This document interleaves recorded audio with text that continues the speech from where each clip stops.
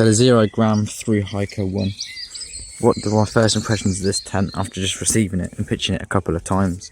The first thing I'd say on this tent is these plastic clips here, although they're not metal, fantastic idea. Just go together, so simple.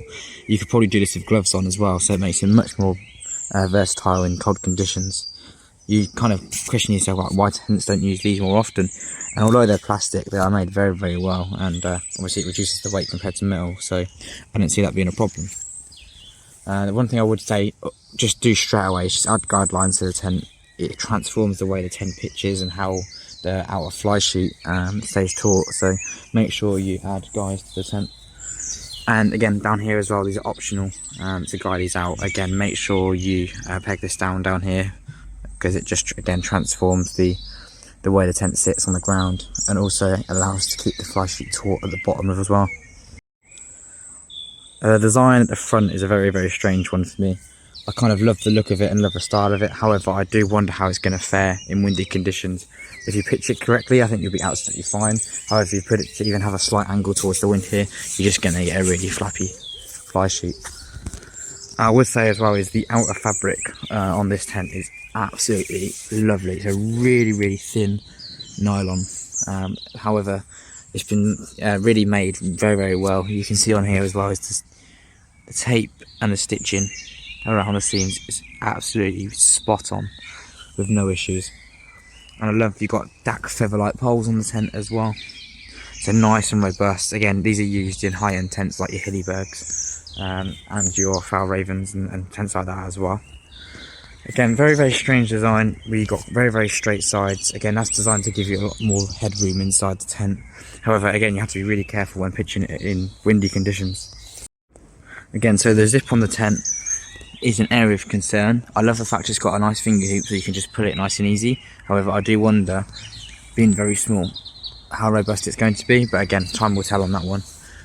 I'd have much preferred a nicer system for the door to roll up. However, it only seems to click on there for the time being, which again, in windy conditions, isn't good enough. So if we come inside the tent, this is where things start to improve for the tent.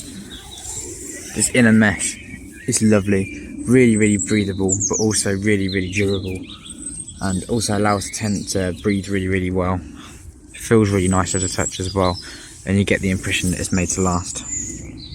Also in here, again, you've got this little storage area, which I think for this tent is very crucial due to the small amount of space you do have inside. And again, if you get the optional footprint, it gives you a nice usable space there. Again, I wouldn't recommend cooking in it, however, it's really good for storing gear like stoves, muddy boots, rucksacks, things like that. Again, you've got enough headroom to sit up if you're around the 5'7".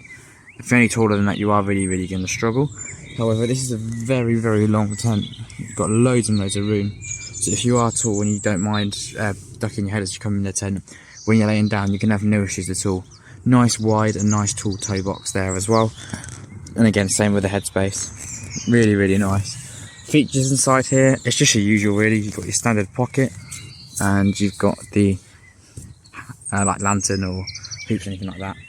I would have liked to see another one in here, just so you could string up a line and dry your gear. So if that is a deal breaker to you, again, you're going to want to look for something else. Again, with this as well, I would really highly recommend getting the optional footprint due to how thin this bathtub on the tent is. And again, it's going to be really prone to ripping, punches and damage. So my recommendation is spend the extra money and get the footprint.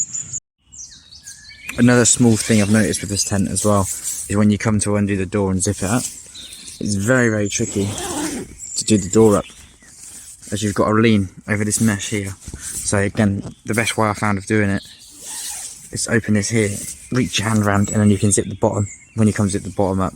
And again, being a very fragile zip, I think you do have to take caution with that.